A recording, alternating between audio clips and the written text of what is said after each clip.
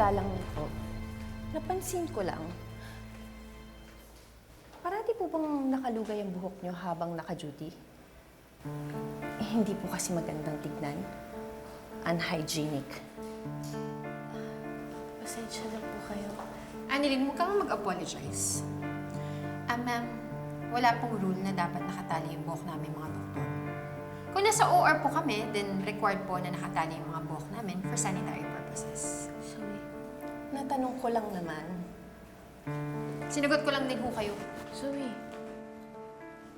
Huwag mo nang patulan. No, Annalyn, that's bullying. Alam mo pa kailan kung hindi nakatali yung buhok mo? Pinapahiya ka niya. Thank you, Ate Zoe, ha. Don't call me ate. Hindi bagay, it doesn't feel right. Zoe. Anong it doesn't feel right? Bakit ba parang may resistance ka talaga sa pagiging magkapatid natin?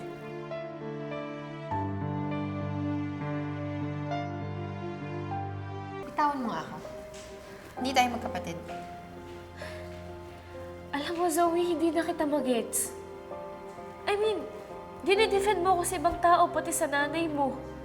Tapos pinayagan mo naman ako na bisitahin si tatay.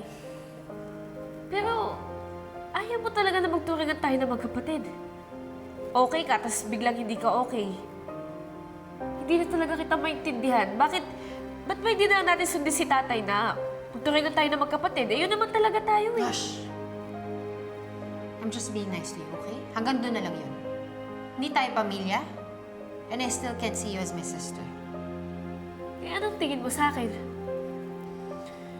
Annalyn, you're still my biggest competition here. Salamat ka nga, nag-mellow down na ako eh. Huwag kang gagawa ng mga bagay na magpapalabas ng buntot ko at sungay ko.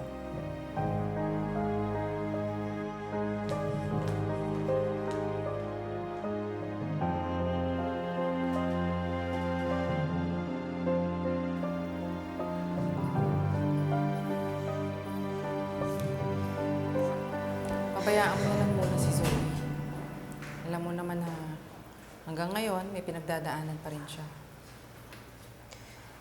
Alam ko naman po yun, Dok. Pero, ba't parang hirap na hirap po siyang tanggapin na magkapatid po kami? Mahirap po ba akong mahalin bilang kapatid niya? Annalyn, it's not your fault. Para sa akin, hindi ka mahirap mahalin.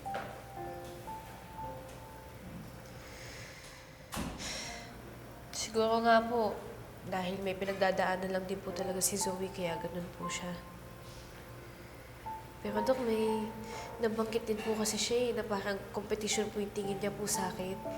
Yun po talaga hindi ko maintindihan kasi ako po sa kanya, hindi ko nakaramdaman yun. Hindi po competition yung tingin ko sa kanya. Kung ganun lang tingin niya sa'yo, wala kang magagawa. As long as maayos at professional ang competition, then it's fine. It might even be good for the both of you. Alam mo naman na ganun tayo mga doktor, di ba? We always strive for the best, for excellence. Kaya hindi talaga maiiwasan na may competition amongst ourselves from time to time. That's the reality. Dok, hindi naman po yun yung gusto para sa amin ni tatay eh. Ang gusto po ni tatay, magtulungan po kami magkapatid. At yun din po yung gusto ko kasi kapatid ko po yun eh. Alam mo, Annalyn, don't beat yourself up. Piliin mo pa rin what's best for you. Ang maging masaya ka. Anyway, you can't please everybody. Pag ginawa mo yon, ikaw rin ang talo. Alam niyo, Dok, may naisip po ako eh. Ba't po kaya hindi na lang po ako umalis ng Apex?